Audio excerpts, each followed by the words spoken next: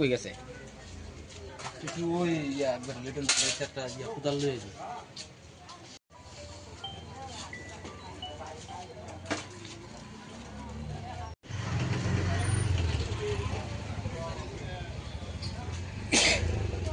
আগে একজন অজো জায়গা ডাক্তারটা দেয় আনবা আস্তে আস্তে স্বাভাবিক কারণ বাজারে তো আর এই ধরনের পরিবেশ হয় না স্বাভাবিক কাজ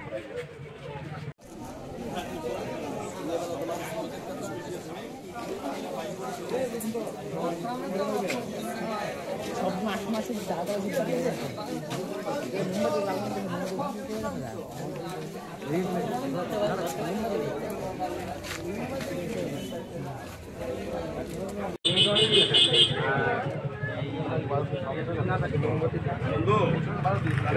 সাহায্য কর ঠিকঠাক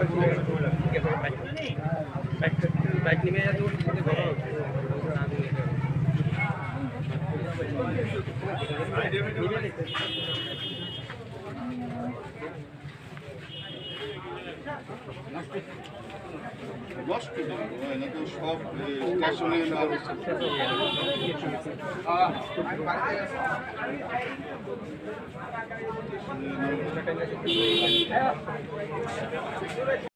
ঘটনাটা এই জায়গাতে আগুন লাগার পরে তারপর ওইদিকে বাইরে যা আসলো মালটা আসলো সব কিছু এই জায়গায় মোটামুটি যা আসলো সব কিছু একটা এই দোকানে লাগবে দোকানে দিতে